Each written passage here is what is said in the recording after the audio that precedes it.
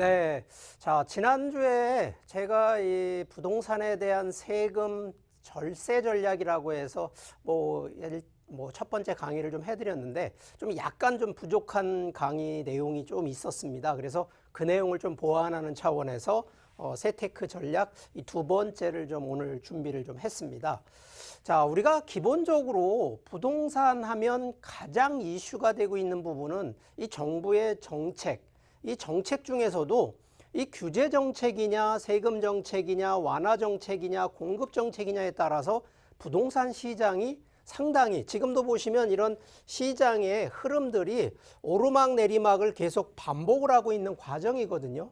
자, 그런데 과거 2017년도에 부동산 규제 정책이 시작되면서 6.19 정책, 8.2 대책, 기타 중간에 많은 정책이 있고 9.13 정책, 그리고 지금 현재까지도 규제 정책들이 추진되고 있는 과정이다 보니까 자, 우리가 상식적으로 이러한 규제가 되면 다른 규제도 있습니다만 이 가능하면 이 세금에 대한 부분들, 특히 양도세라든가 종부세 이런 부분들을 많이 건드리게 되어 있는데 과연 이런 부분들을 그냥 몸으로 다 막고 계시냐? 그럴 필요가 없다는 거거든요. 그래서 그런 부분에 대한 절세 방향에 대해서 오늘 한번 전략적으로 제안을 좀 해드리도록 하고요. 지금 12월 달, 요번 달부터 또 지금 약간 내년 대선을 겨냥을 해서 정부에서 가고 있는 것이 바로 이 세금에 대한 일부지만 완화를 지금 하고 있는 과정이 보이고 있습니다. 자, 그래서 그 첫 번째 내용을 좀 보게 되면 자, 일단 양도세에 대한 부분 지난주에도 제가 여러 가지 절세 전략에 대한 내용을 좀 말씀을 드렸는데 일단 양도세는요. 매도를 할 때 발생하는 수익 차이에 의한 세금이거든요. 자, 그래서 첫 번째는 당연히 1세대 1주택을 고수를 하신다 그러면 비과세, 이 세금을 면제를 받는 거기 때문에 일단 1주택 기준을 좀 추천을 드리고는 있는데 자, 이게 현행 1주택 기준 1주택만 보유하신 분들이 현행은 지금 9억 원이에요. 9억 원에서 자, 지금 완화라고 하는 얘기는 9억 원에서 지금 12억 원으로 변경을 해줬거든요. 자, 양도세는 12억 원까지고 종부세, 종합부동산세는 1주택 기준이 11억 원까지 완화를 시켜줬어요. 자, 그런데 1주택의 조건이 일단 2년 보유를 일단 하셔야 되는 게 원칙. 거기에 하나가 더 추가된 게 뭐냐? 이 2017년도 그때부터 규제 정책이 시작이 되다 보니까 2017년도 8월 3일 이후에 취득한 규제 지역 내에서 취득한 것은 무조건 1주택이라 하더라도요. 2년을 거주해야 되는 조건, 이 두 가지 조건이 만족을 해야 됩니다. 물론 2017년도 이전에 매수하신 거는 거주 조건이 없기 때문에 큰 문제가 없는데 혹시라도 현재 기준으로 4년 이내로 매수하신 이런 규제 지역 내 주택 같은 경우에는 이런 조건들 그러다 보니까 1주택 안에서도 요 금액이 완화가 되니까 실제 11억 원 정도 되면 1주택으로 해서 이제 비과세, 세금 안 내도 되는 부분이 있고요.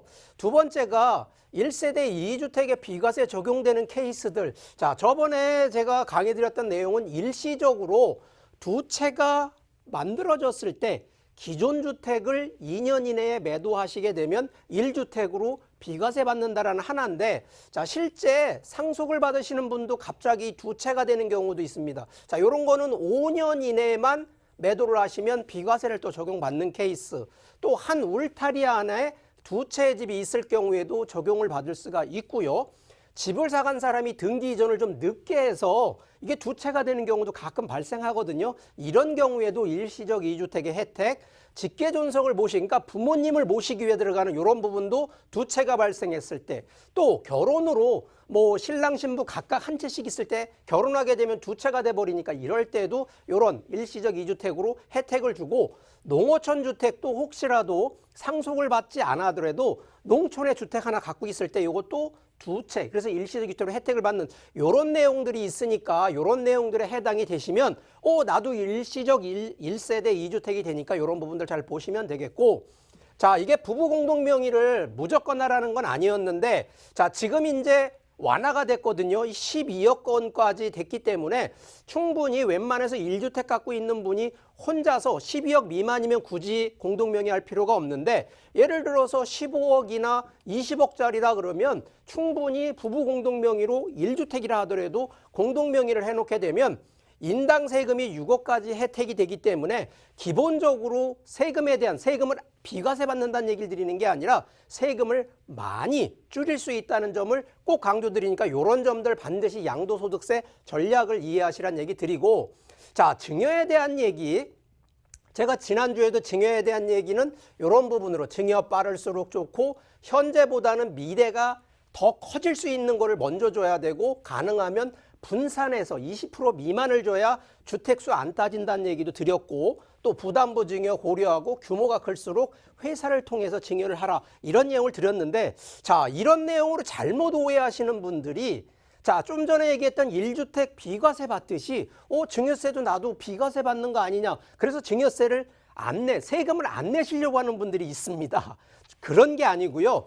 자, 이거는 증여는 증여세를 내셔야 되는데, 자, 그러다 보니까 국세청에서 실제 그런 조금 편법 증여를 한 것들을 다 잡아내고 있는 과정인데, 혹시라도 우리 시청자분들께서도 규모가 있거나 이런 부분들, 이런 편법 내용, 편법 증여를 하는 분들이 혹시라도 계실까봐 미리 이런 내용을 한 번 더 알려드리는 차원에서 제가 한번 설명을 드리면, 자, 이 A라는 분이 아들한테 실제 이 상가 건물을 증여를 주는데, 그냥 증여를 주는 게 아니라, 자, 취득자금이라 해서 현금 기준으로 돈을 주거든요. 자, 그런데 그냥 주는 게 아니라 취득자금도 증여를 하지만, 자, 기존에 이 사업체를 운영하는 여기 소득 금액들이 있는데, 이 금액을 그대로 매출 누락을 통해서 이 아드님한테 상가 건물을 취득을 하고 하는 바로 이런 현금 증여 쪽으로 넘어가다 보니까 여기서 이게 탈루가 생기게 된 케이스. 자, 그러다 보니까 이분 같은 경우도 최소 한 3억 원 정도의 추징을 좀 당한 케이스가 됐었고, 자, 두 번째 케이스도 실제 이 A라는 분, 이게 두 분이 부부, 엄마와 아빠와 엄마인데, 이런 분이 딸한테 아파트 하나는 취득을 해주고 하나는 전세를 주는데, 이 부분도 결국은 부부간에 우회증여를 통해서 자금을 통해서 매매를 해서 이것도 편법 증여가 됐고요. 자, 여기는 기업체를 운영하시는 이 사장님이 자기 아들한테 이런 토지들을 매입을 하는데, 중요한 거는 현금 증여뿐만 아니라 은행에서 대출이자 해주는 부분에 이자 납부까지 해주는 바로 이런 부분들도 편법 증여. 자, 이런 내용이 또 하나가 있습니다. 실제 아버지의 동생을 통해서, 자, 이게 직계존속은 아니거든요. 그러니까 삼촌을 통해서 부동산 취득자금과 이런 부분을 바로 아들한테 증여를 하는 거예요. 실제 아버지가 현금 증여한 케이스가 아니라 바로 이런 삼촌을 통해서 이런 부분들을 하다 보니까 결론은 암만 직계존속이 아니라 하더라도 이런 부분이 결국 편법 증여로 됐고요.